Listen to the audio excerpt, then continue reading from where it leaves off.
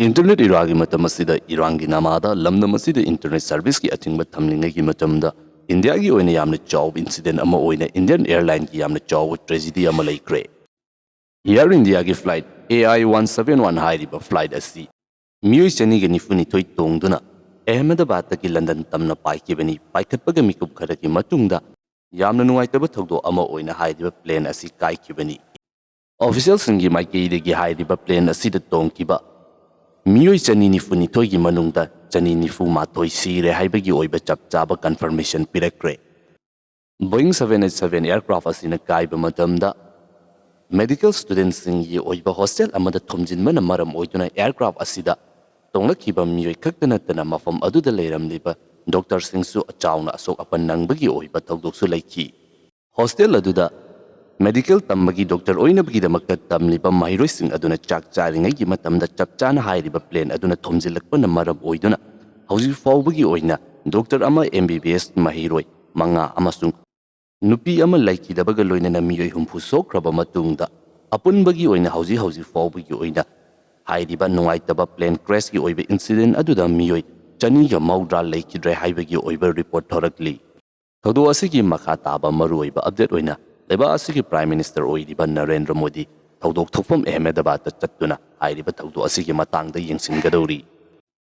Hairiba plane aduda tongkiba miyoi chani nifu matoi amasung medical facility aduda leiramba miyoi sing laikidaba sing adugi oiba DNA sample sing adu makoigi mari mata singa match tawraba matungda makoigi oiba body sing adu release tawgani haina Union Home Minister Amit Shah gi maikaidagi su phongdokre. Thokriba nungaitaba thaudo adugi compensation oina Tata Group of Company ki maikei deki laikidraba miyoi khudingmakki lemhauriba imung manungsingda lupa crore amamamgi oiba paisa piragani haiba wafam su phongdorakre. Gujarat ki London tamna paikiba Air India AI-171 hairiba Boeing 787-8 Dreamliner aircraft asi kaiba mathamda plane asida yaukiba miyoi asi crew member oina miyoi 12 passenger chaniga kuntra makoising adugi manungda Indian National Chamaga humfumapan British National Yankai Humdoi, Canadian National Ama Amasung, Portuguese National Tareni, Makoi Punna. Chani nifu nitoigi manungda miyoi amakak ni hingauriba asi. Ramesh Vesa Kumar hairiba miyoi asina plane asida tongkiba miyoi singdagi amata ngairaba hingauraba miyoi ama oiri. Asuki mati yamna tamchiraba tragedy asida flight asida tongkiba miyoi khudingmak laikidraga matau karam tauduna mahak mathanta hingauriba no haibagi oiba wang asi Yamna chauba angakpa ama oina miyoi kaya amagi maikaidagi hangnari. Miyoi kaya amagi maikaidagi magi oiba opinion sing phongdokki taubatabu hairiba miyoi asi aduki matik laibak foba miyoi amadi oiri. Nungaitaba thaudo asida laikidaba miyoi sing asigi manungda Manipur hairiba state asidagisu miyoi ani yaukre.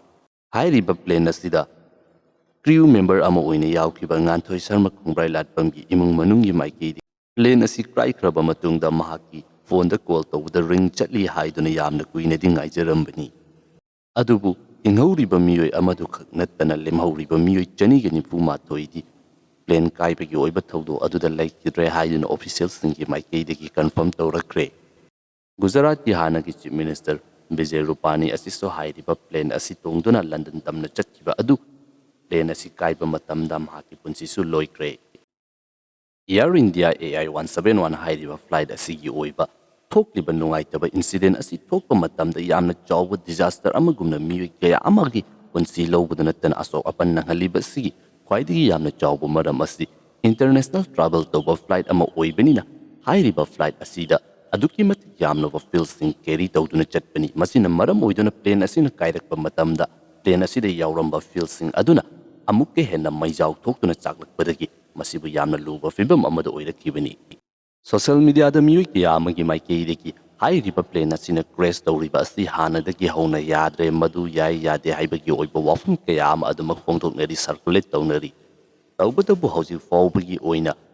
hairiba plane asigi oiba black box dagi information adu yamna kana lauthokli madu mapung fana lauthokaba matungda matau karam tawduna hairiba flight asina kaikibano haibadugi chapchaba information adu phangba ngamlagani. Matang asida aikoina khangba yaba wafum ama haiba taragadi Boeing 787 hairiba aircraft asi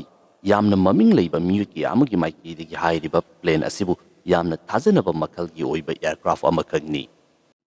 Aduga hauzik Gujarat ki Ahmedabad ta kaikriba Boeing 787 Dreamliner aircraft ki